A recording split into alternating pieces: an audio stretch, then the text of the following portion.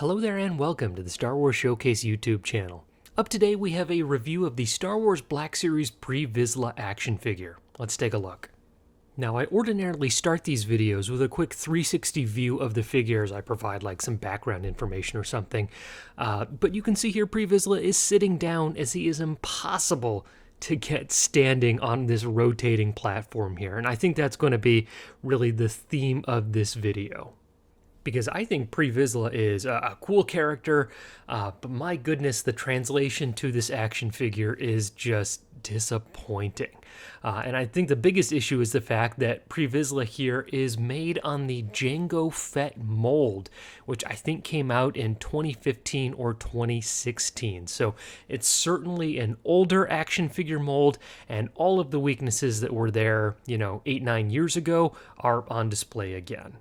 So, taking a quick look at what Pre Vizsla offers here, he comes with our basic Mandalorian pistol that slots into holsters, so always cool to see that. And Pre Vizsla here actually has a very cool head sculpt here. He's got that gnarly looking scar. He certainly looks very grisly, so I think that translates well from, this animated to more realistic style. But the figure itself here is still just lacking. As you can see here, the articulation doesn't even quite get 90 degrees there, which when you have a cool accessory here like the Darksaber certainly limits the different poses that you're able to get. Always cool to get the Darksaber included with the figure, but would love to see more in terms of articulation. This jetpack accessory is very cool. This is unique to the Vizsla figure and features a little spot where you can slot in the Darksaber, so certainly cool to see some of the extra detail here, the removable rocket, as well as the little boosters that can fit different flame effects that have been featured with other figures here. So really cool to see things like the Darksaber, to see this custom unique jetpack, as well as the completely unique helmet that comes with Pre Vizsla here. Is he's got these little extra radar antenna which actually have articulation that can move and bend down. So we see a lot of detail being added in the head sculpt, in these extra accessories. These are not reuse, and it's really awesome to see come together for a figure like this.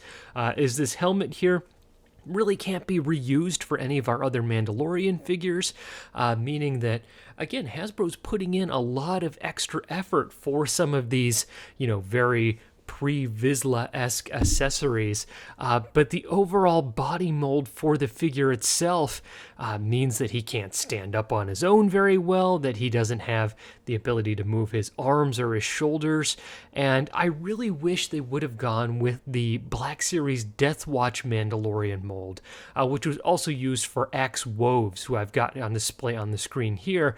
Is I think this figure here really makes, or rather has all of the strengths that would make this into, I think one of the defining and best figures of the line. This Axe Woves release has fantastic articulation, especially in the elbows and shoulders. He's able to really bend his knees into some really dynamic poses. And I think that's where I would have loved to see this Pre Vizsla figure featured here. As you see, in just a moment, we're able to squeeze Axe Woves into this more dynamic pose here and have him stand up without me having to take, a couple of moments or even minutes to get him to stand up and stay standing up. So in the background here, I'm trying to squeeze Pre Vizsla into kind of a similar pose, and I'm able to get it, but he still looks a little bit awkward, a little bit like he's kind of squatting over. So this older, stockier Jango Fett mold here just isn't really working for me, and I wish that we had seen some of the improvements that have come for later Black Series releases featured for this more modern figure here. So let me know down in the comments below if you agree with these sentiments here. I myself am probably going to look at, customizing and taking the really unique and individual accessories, as well as that head sculpt, and perhaps, moving those over to a Death Watch Mandalorian body.